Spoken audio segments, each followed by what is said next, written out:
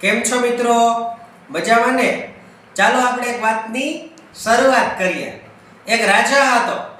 રાજા એવો મસ્ત હતો કે આખું રજવાડું એનાથી હાલતું. એને એક સરસ મજાનો પોપટ હતો અને એ પોપટ એવો હતો કે રાજાની બધી વાત માનતો અને સમજતો. કે એના પ્રધાનજી કે એના સેવકો જેટલું કામ નહોતા કરતા ને એટલું કામ આ પોપટ કરી દેતો.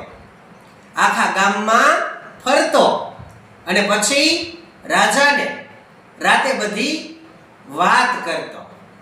બન્યું એવું, સમયને જતા વાર લાગે એટલે રાજા એક દિવસ કહે છે કે જા પોપટ, તું પણ તારી દુનિયામાં થોડો આટો મારીએ.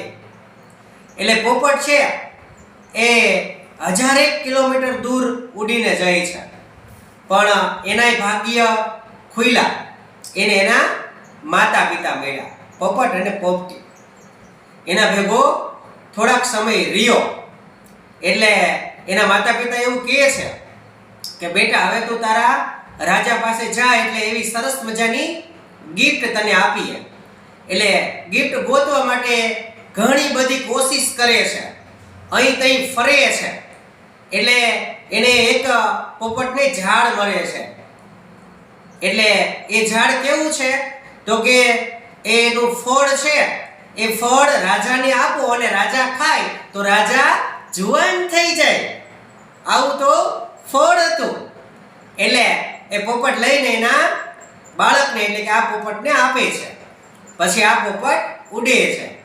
હવે બને છે એવું કે પોપટ ઉડીને થાકી ગયો હોય છે. એક વડલાનું ઝાડ છે ત્યાં બખોલની અંદર એ ફળ રાખી દે છે અને એને નીંદર આવી જાય છે. હવે તે જ સમયમાં એવું બને છે રાત્રિના સમયમાં કે એક નાગ છે એ હાયલો આવતો હોય છે. નાગ જોઈએ છે કે કંઈક ખાવા લાયક ચીજ છે. એટલે નાગ ચડીને પેલું જે ફળ હતું એ ફળને મોઢું મારે છે. મોઢું મારે છે એટલે એને ભાવતું નથી, એટલે એ ફૂફાડો મારે છે. એટલે ઝેર છે એ ઝેર એ ફળની અંદર ચાલ્યું જાય છે. સવાર પડતા પેલો પોપટ છે એ પેલા ફળને લઈને નીકળી જાય છે રાજા પાસે. રાજાને આવીને સીધું કહે છે કે આલ્યો, મેં તમારા માટે એવું ફળ લઈ આવ્યો છું કે તમે ખાશો ને એટલે જુવાન થઈ જશો. હવે આખી કચેરી ભરાઈ છે. કચેરી ભરાઈ છે એટલે બધા એવું કહે છે કે ભાઈ રાજા આ ફળ ખાઈશે એટલે જુવાન થઈ જશે. પણ એમાં થોડાક સમજદાર વ્યક્તિ હોય ને એટલે એવું કહે છે કે આની એક ચીર પારો અને એ ચીર છે એ કોક બીજા જનાવરને ખવડાવો, જેથી કરીને પારખ થઈ જાય કે આમની અંદર શું છે હકીકતમાં. એટલે એની અંદર ચીર પાડે છે અને કૂતરાને નાખે છે. કૂતરો એ જેવો જે ફળ ખાય ને એક ચીર મરી જાય છે. રાજાને ગુસ્સો આવી જાય છે અને તલવાર કાઢીને એક જ ઝાટકે પેલા પોપટને મારી નાખે છે. હવે આ સમય જતા વાર નથી લાગતી. એના તો ગુસ્સો તો હતો જ અને વાતે ન્યા પૂરી થઈ ગઈ. પણ બને છે એવું મિત્રો કે એ જે ફળ છે એ ફળને થોડેક દૂર દાટી દે છે. દાટે છે એટલે સમય જતા ત્યાં ઝાડ થાય છે.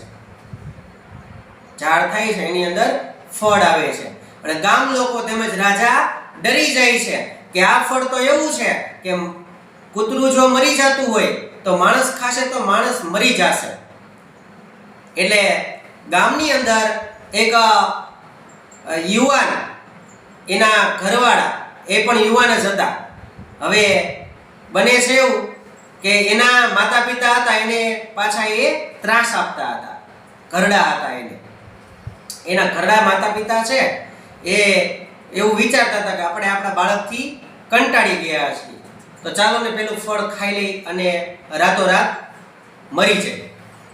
હવે એ ડોસા બાપા ધીમે ધીમે હાલીને પેલા ફળ પાસે જાય છે.